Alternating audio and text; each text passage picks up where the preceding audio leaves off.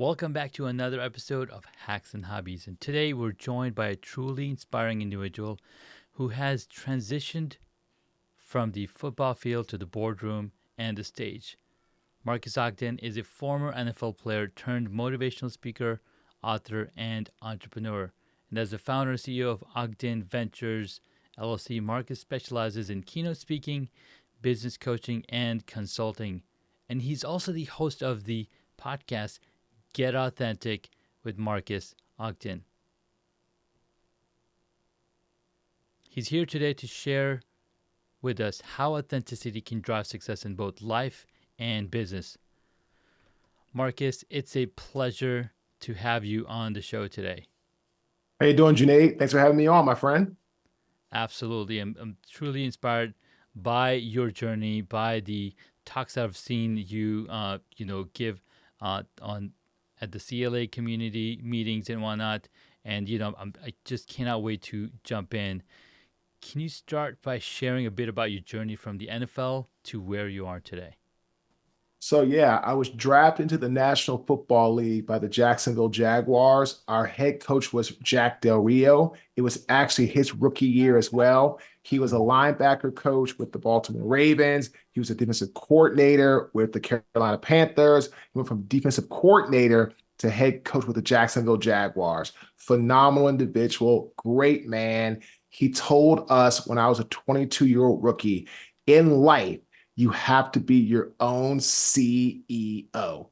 In life, you have to take charge of your life. Be inspired to do so. Don't sit around. Don't wait for others to tell you what to do, where to go, who to be. And that really stuck with me, Junaid. And I went from an NFL athlete for almost 6 years to a struggling, had all kinds of addiction issues, gambling issues, nightlife issues, confidence issues, manhood issues. I didn't know what I was going to do with my life. So I was really struggling in every aspect, mentally, physically, emotionally, spiritually. Finally, I got off my butt and I started Caden Premier Enterprises. We became the largest African American owned subcontracting company in the city of Baltimore and the state of Maryland, Junaid, for 2 years. We were the earthwork kings. We were doing concrete, demo, grading, hauling, stone, demolition, you name it, we were doing it. But unfortunately, as my confidence rose way beyond the limit that it needed to rise to do my job effectively, I developed a massive ego along the way. And my ego got so big, it got so gargantuan that I couldn't even walk into a room, quote unquote, metaphorically. I was always about myself. I was always about money. I was always about the fastest car, going out to the clubs, looking happy, looking fulfilled, showing lots of cash. And eventually, my ego caught up with me and it popped. And when it popped, I hit the ground hard. I bounced like a super ball. And I went from an 8-figure business owner to bankrupt, broke, no money, no friends, no guidance, no anything, almost homeless. And I left Baltimore, like I say, the old Colts did when they left in the middle of the night. I left like a thief in the night, right, Junaid? And I moved from Baltimore down to Raleigh, North Carolina. Wow. That is no small feat.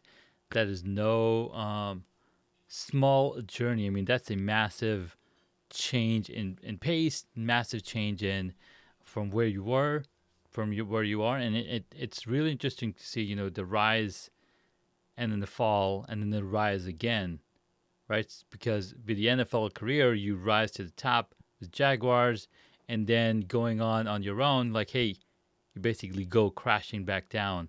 Well, how do you lift yourself up? And then that's where the business came in, the Caden Enterprises. Now, what's really fun to see is that you didn't stop at that, right? You're like, hey, how can I reset, restart, and build up my business again? So as you're transitioning from your career in the NFL to the business world, what were some of the biggest challenges you faced during that transition and how did you overcome them? Some of the biggest challenges I had to face was learning when I was beginning, it was going to be just me. Mm, And it started out just me. Literally, I opened the door with myself. That's it. I had no idea what I was doing, where I was going, how I was going to survive, how I was going to make any money, any of that. So, the number one challenge was getting used to doing something of that magnitude without a team, right? Because when I started, right, Junaid, there was mm-hmm. no team, there was no help, there Yeah. was no project managers, there were no estimators, there were no assistants, there were no field superintendents or foremen. It was just Marcus, Marcus, and Marcus. Then I met my business partner, and that challenge became alleviated Mm-hmm. because we started to hire people over time. But the next challenge was how to actually fund the business correctly, how to manage payroll, how to Yeah. manage staff, how to manage all these things. And that is absolutely a challenge that took me a couple of years, about a year to Mm-hmm. master. And the final challenge was I had to get used to when we were becoming successful delivering high quality work all the time, not sometime, all the time. Mm-hmm. And that was a lot. And to be honest with you and your amazing audience, I did not like construction when I started. I did not like construction when I was making millions of dollars. I just liked the money that came along with it. I didn't know the industry. I Yeah. didn't know how to bid jobs. I didn't know how to analyze jobs. I didn't know how to do jobs. The only thing I was good at, which is why we were so successful, I was really good at marketing, branding, and sales. The ops piece and how to collect the money, I mean, I could Mm-hmm. collect money okay, but the Yeah. ops piece, once we got the work, I had not a slightest bit of an idea in the world how to actually execute the work. And that challenge actually, Junaid, led to my demise. Wow. Operations is a big deal, right? There's an entire industry around DevOps and around operations, and that's why there's a CEO, right? We could be the CEO, but you also need a COO, right? You need the operations officer, so whatever you're executing on, they're able to deliver and they're able to, uh, move forward with that. So thank you so much for sharing, those challenges. Now your mantra is authenticity creates victory. Can you Mhm. elaborate on what authenticity means to you and how it has played a role in your personal and professional success? To me, authenticity is being who you are in the moment, knowing the moment is going to change. And that's a big thing. I just did a speaking job for one of our amazing clients, NAFA, Mm-hmm. National Association of Insurance and Financial Advisors. And that was a really great talk, a really great group, a really great get together. Mm-hmm. And our keynote presentation was on drop the poker face. Connection requires authenticity. And we talked about poker, which is a game I love to play, is a game of deception. It's a game of Mm-hmm. lies. It's a game of falsifying. It's a game of sabotage. Yeah. All you're trying to do is trick people to thinking that you don't have anything when you have the best, or that you have this monster hand, you have absolutely nothing. Like Mm. that's the way the game is played. But Wow. that's not how you connect with people. You don't No. connect with people by trying to trick them or lie or deceive them. I'm in some great masterminds. We're in Connect Leaders Academy, right? I'm in Mm-hmm. another mastermind. And everything we're doing right now, it's not about the sale. It's not about, hey, man, nice to meet you. What do you need from me? Right. Mm-hmm. That's trying to trick somebody that you actually really want to get to know them. And that's why I failed in business when I started this business, because I didn't get a paid job for 2.5 years, right? Junaid, I was like, nice to meet you. How are you? Hire me. Great. You like me? Awesome. What do you got? What can you pay me? Mm-hmm. What are we looking at? What are we looking at? What are we looking at? I mean, it's like, I was kind of like a cartoon, like a Looney Tunes commercial. Like, what can you do? What can you do? What can you do? I was like, jumping here, here, road runner. I was like all over the place, right? Like, that's what I was like. Today, it's, hey, how are you? Nice to meet you. Oh, great. You want to find out more about me? Want to find out more about you? Awesome, right? Hey, let's have a conversation. I just booked a new client, young lady named Kelsey. Awesome client. She Mm-hmm. got known for a speech that went viral for her North Carolina State talk that she gave for her graduation talk. Yeah. And it went viral, and now she is speaking. But she really has not built the speaking business side of it yet. How did we meet? Somebody that I know from downtown Raleigh, from Ear Influence, where I went to do a podcast interview, remembered me, has seen me, and they always send me great guests. Nice. Always. Kelsey has a podcast. She's looking for former athlete guests. It's a sports based podcast. I said, absolutely. I'd love to be on the podcast.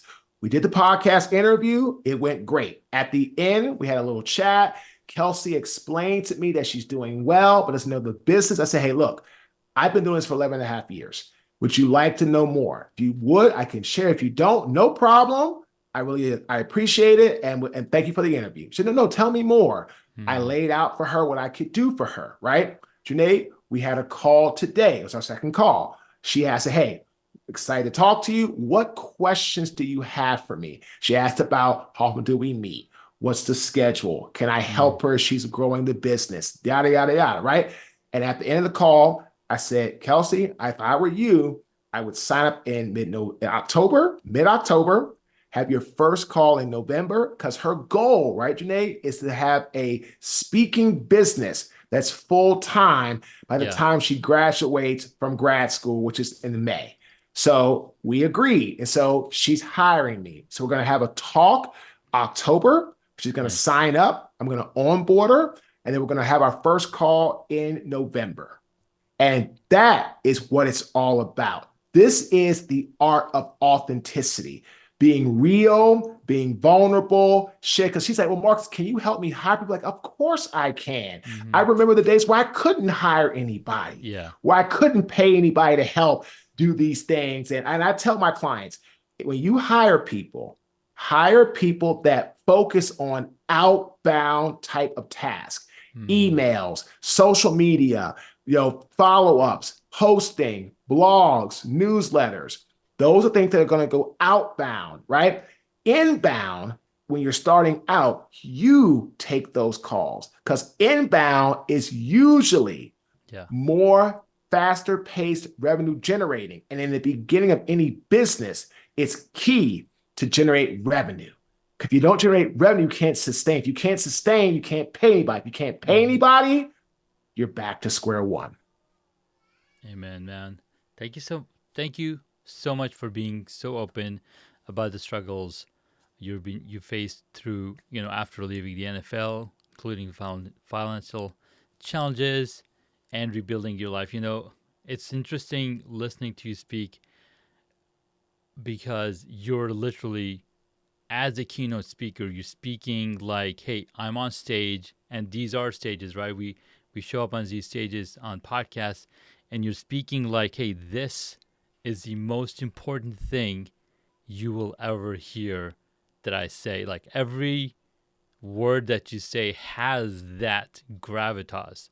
Now, and I love it. And so tell me, how did you get to the point that everything that you speak has that power and has that effect?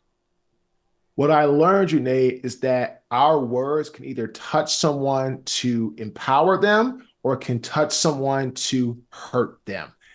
And what I have done, I was hurting a lot of people. Mm, Again, you heard right, ladies and gentlemen.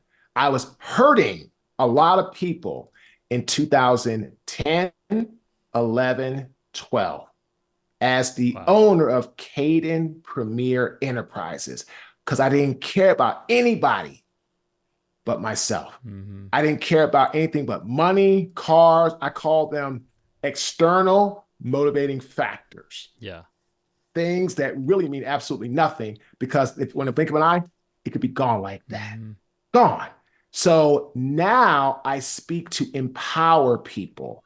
I speak to help people get through challenges. I had a great podcast interview yesterday with a guy named Angus Reid. He was a Canadian football player. He was an offensive lineman. He was a center, really great player. He said, I don't look at problems as problems. I look at them as challenges. Because Mm. when you look at them as a challenge, you're excited to go and try to solve that challenge. Look at it like as a problem, it's more of a pity party. Like, Mm-hmm. oh, this is wrong. Oh, this is wrong. And so now I want to help people to empower themselves to solve challenges. Every challenge has a solution. Here's my challenge to you. Are you going to look at it and say, oh, there is the challenge, I'm done? Or are you going to look through it? Yes, I see the challenge, but I also see there's that glimmer of light or of hope that can get through that challenge to the other side. So, in short, be the lighthouse, not the tugboat. And what I mean is, be that individual that can help people to solve the challenges that are in their life. Think about it, right, Junaid? Anytime someone hires you, Mm-hmm. they're hiring you to solve a challenge, Yeah. period. They're hiring you to solve a challenge. And if you're not willing to grind and show up and do what you need to do to help people get that challenge resolved or alleviated, you won't have much business long. But every time we get hired, a challenge needs to be resolved Yeah. by us, by the client that hired us. I love it, Marcus. One thing that keeps coming back to me. You've faced so many challenges, and you've overcome these challenges. What helped you stay motivated during those tough times? What advice would you give to others facing similar challenges? Because, as you know, we're probably coming out of a recession. Who knows? But it's been really tough time here in 2024. What are some of the advice that you would give folks going through these? That's a great question, Junaid. And I don't know what's going to happen. And I don't care if you are left or right, it doesn't matter to me. I want someone to help to resolve the challenges in our country, from inflation to prices going up to the lack of jobs, of paying of a livable wage to, it's just so many things. And what I focused on to keep myself moving is I focus on delivering more value than I've ever asked anybody to give me in payment all day, every day. And when you focus on that, that ties back to your why. It goes back to what Aristotle told Alexander the Great when he was coaching him back in ancient times. The third law of Aristotle's teachings to Alexander: give the men a reason to follow you. Give them a reason. If people don't have a reason to follow you, that means they don't know your why. And like he said, if the men feel that you are fighting for the glory of yourself, your terrain, your territories, and that's all you care about, first sign of adversity, trouble, a struggle, they're out. But if they feel you're fighting for the good of Greece and for them and for their legacy as well as yours, they would die on that battlefield for you. And that's where Alexander learned how to connect with people, his men, people that he led, his other generals, anybody. And because of that, he was able to dominate the world back in ancient times. It stays true to us as people. You need to always remember why you do something. If you don't know your why, first sign of trouble, hardship, again, right, Junaid? It took our brand, Mm-hmm. 2.5 years to get our first paid speaking job. 2.5 years. Wow. That's 30 months. Most people would have threw the towel in long before that, but we didn't because we knew we had something to bring to the table. But again, it's all about understanding why you just, and I remembered our brand's why through all the no's that I got. The why was, right, Junaid, to be able to help others succeed in life where I failed. That was my why that kept me going. That's the why that keeps me going Yeah. through difficult, arduous times. Man, I love that so much. Now, as the CEO of Ogden Ventures, you've built a successful media and entertainment company. What key strategies have you implemented that have contributed to your success in this field? I've learned the importance and power of diversity in who we bring into our team, young, old. I have people that are from Africa on our team, the motherland. We have an awesome virtual assistant out of Ethiopia. We have a great external manager who's half Ecuadorian, half Honduran. My external manager, she is also of a descent of a minority. We have our internal manager, who is a Caucasian female. Mm, Our web developer, website gentleman, he is a male from Lebanon. My business partner, Victor, who's helping us with our community, he is of a Mexican descent, Spanish descent. We have an Italian gentleman, Danny, on our team as well. And what I've learned, right, is get strategies that have worked for people that you look up to and gain knowledge from them. I went to a program called NAPSA, Junaid, National Athletic Professional Success Academy. And that program gave me a blueprint, gave me a roadmap of mm, how to build and how to get the right people in place, how to let the right people that you hire do their job. yeah. Don't micromanage. Nobody likes a micromanager. Nobody. Check in with them, have systems, have standing operating procedures. And we're building that now with our different platforms. We have an AI platform we use, we have a CRM tool, we have a project management tool. We're using these tools, and our team has access to them to do their job. And we have conversations weekly. I have weekly check ins, but I don't sit there and ask them every day, what have you done? People will send me updated things they've done daily. That's what we've agreed on, but I don't call them all the time. What did you do today? What did you do? Well, I don't say, hey, if you're going to pay somebody, you have to give them room. For example, right, Junaid, we hired the new virtual assistant in September. I told her you have all September, all of October to get acclimated. Come November, I'm looking at KPIs you need to hit to get us where we need to be. And Yeah. that's what it's all about. It's all about setting up systems, letting your team do what they do best, and then counting on your leaders to let them do what they need to do, and then connect all the dots from there. Marcus, thank you so much for sharing. You're absolutely right. Not only do you have a very diverse team from all over, like literally all over the world, but then you also have the best of the best people working together. So you no need to micromanage because they're self reporting, they're self improving themselves because they want to grow into their career. They want to grow the business. They want to be able to grow. Like, hey, this is something that I did to be proud of the work they do as well.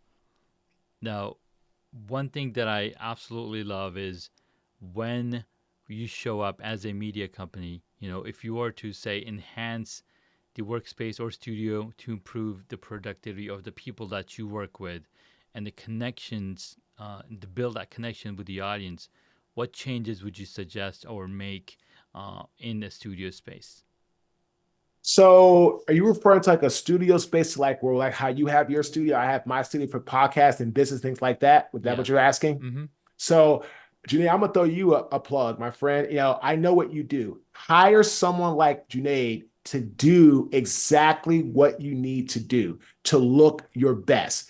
For example, we were on a mastermind call yesterday. Junaid talked about, well, one of the things you need to have to come across clear, professional is your mic. Well, I have a mic because I'm a podcaster, but my mic was not plugged into the laptop. It was down on my desk. I said, well, you know what? He makes a really good point. I paid for this thing. It's super nice. I got a popper. It looks good. I have my headphones. Get it out. And so I did. And so little things like that. How are you coming across on the screen, right? Are you doing like, are you choking the screen at the bottom? Is it too much room at the top? Are you too far back? Are you up too close? Like these are little things. When you're trying to conduct business in a studio, either doing podcasting, virtual talks, wherever the case may be, especially if you're on Zoom or Teams, the way your setup looks is everything, right? So, Mm-hmm. like for me, I'm a former NFL athlete. I've got my jersey flush right behind me. I've got some money when I was playing in Scotland onto this side. And on the other side, I've got Barry Sanders, who's my all-time favorite NFL athlete. This is me, right? I'm a businessman, but these are parts of my life that I really relish and are Mm-hmm. important to me. And also, it's kind of a statement piece because reaching the National Football League, when I went to, St. John's and to Howard, all this, it just shows the progression of Yeah. work and dedication and discipline. Great quote by Abraham Lincoln. Discipline is the bridge between where you are and where you want to be. And so if you want to get to fulfillment, success, prosperity, you got to be disciplined. Short story, okay, Junaid? This is a true story. I love When it. I got divorced, I moved out of our home that we had bought to a two-bedroom, broken down, dilapidated apartment in November 2022. July 2022, I moved out of the bedroom with my ex-wife, was sleeping on a twin mattress Wow. under my daughter's pull-out bed at 6'6", 270. It's probably at that time probably 320 on a mattress, right? I then moved into a two-bedroom apartment, feeling down, blue, drinking constant. Again, I'm fine. I can have a drink, but I'm very responsible. But back then, it was because I was so upset. I was Mm. so hurt. I was feeling so emotionally scarred that drinking was my outlet. Now I have a drink done. That was great. Now I have gone through therapy. I have grown. Now it's like I want to have a drink. Okay. And if time permit, okay. It's not to get drunk or not to get anything like that. Those days Yeah. are long gone, right? But my point is, I was going through that hard time in the apartment, struggling, finally got my act together, and I really worked on rebuilding my confidence to know that I am good enough for better and for a better environment, a better place, a better life. Worked hard, and I was able to buy my dream home in May of 2023. So, about 7 months after having to move out, after giving up half my assets, paying off over half of our debt, lawyer fees, you name it, I ended up buying the dream home that I always set for myself. I had no idea what it looked like when I was in the apartment, right, Junaid? But I knew I wanted Yes. something more, something better. And so what happened is I was able to get into the house. Now, here's the funny part of the story. God has an amazing sense of humor. I was going through hell on earth between July 2022 and basically May of 2023 until I got into the house, right? God moved me into a development named Serenity. And not only that, Junaid, God moved me on to Serendipity Drive. Oh my God. And I lived at 73 Serendipity Drive.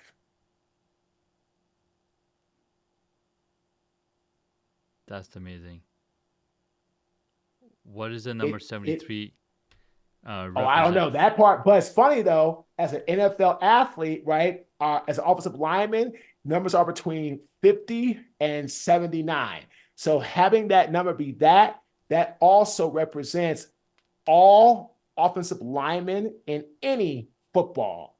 Pop Warner, middle school, high school, college, pros, our numbers are between 50 and 79. So I was able to actually get a number that was tied in to what I did as a career through high school, college, and the National Football League. But it all ties back to the phenomenon Yeah. of, hey, you gotta keep going. And once my confidence got up, I was able to get up off the canvas, stop feeling sorry for myself, and get control back of my life. Marcus, that story was absolutely amazing. Thank you so much for number one, giving me a shout out, and number two, sharing that story because sometimes it feels like it's never gonna end. But like all things and all storms, this too shall pass. Right? We just have to weather storm, go through that experience and have the patience and have people around us that are going to support and encourage us along the way because I think that's also very, very important. Having the people around you that are not only saying, hey, you got this, you can do this, having those people, I think also is a big, big support level for us. You know what? Listen to this, ladies and gentlemen. Pain, hard times, anguish, it's all temporary. It's all temporary. Like I said, I was crying myself to sleep every Yeah. single night. Every single night between November 1st and January 15th. November 1st, 2022 to January 15th, 2023. Every night was a cry. It was a battle just to want to get out of bed. Hmm. That first Thanksgiving was horrible. That first Christmas was a nightmare. Ladies and gentlemen, that's what I lived. That was my reality less than 2 years ago. Mm-hmm. That was my reality. Now, here I am. Again, pain, anguish, despair. It's temporary. You have the ability to change your mindset. Mindset is 95% of the battle. Win that, you're going to, no matter what you go through, win the war. I love that. Marcus, this has been absolutely a mind blowing episode. Thank you so much for the experience, the opportunities. Now, our listeners love actionable advice, and you've given us a lot of them. But could you share three practical hacks that have helped you achieve success in your entrepreneurial journey? Number one, hire correctly, right? That's people. Okay. If you need to hire the right people, hire slow, fire fast. Be sure that who you bring into your organization fits the culture. So that's people. Number two is processes. Get things set up, automation, use AI, your home studio, if you work from home, like get everything set up and have a system, have processes. How do you handle things inbound, outbound? Who does what? Who takes on this? Who takes on that? All that is key. It's critical. And the third is promotion. As people that have been with you for a while, reward them, give them more responsibility, give them more pay, give them more to do, allow them to feel like part of the organization. Remember this one major thing. You want to be known as a transformative leader, not a transactional, all about the money, all about the sale leader. People leave transactional leaders. People stay with transformative leaders. You make the call. Man, I love that so much because it reminds me of the transformation that I've gone through myself and how I've stayed with those leaders because they enabled me with the transformation. But the transaction is almost like you go into the grocery store, you don't even know who you bought the piece of bread from, bought the milk from, because it's just a transaction. You buy it and you're out of there. But then, You're gone. right, and then like that's one of the reasons that you'll always go to the same barber, especially you have that really good transformation of your haircut or whatever, and they take care of you, or the business partners that you're working with, they've gone and seen that transformation in you and enable that. So thank you so much for sharing that powerful, powerful quote. All right, Marcus, we're towards the end of the episode, and I like to end it with 6 fun questions. So, number one, Marcus, Mhm. what is the one hobby that you wish you got into? Oh, wow. That I wish that I had got into surfing. I love it. Surfing has a lot of fun. I mean, you get to ride the waves, and essentially with business, you get to ride waves if you catch it right too. So I like it. Like it, man. Amen. All right, next up, what did you want to be when you were a child? Financial planner. Wow, very, very specific. Very specific. I love it. Next up, what is your favorite movie or TV show? Wow. I give you my favorite movie series, Sure, it could be anything. Rocky. Oh, Rocky. yes. Yes, Rocky. Love that series for sure. All right, next up, if you could play a character in any movie, what movie would you choose? I would choose. Ooh, wow.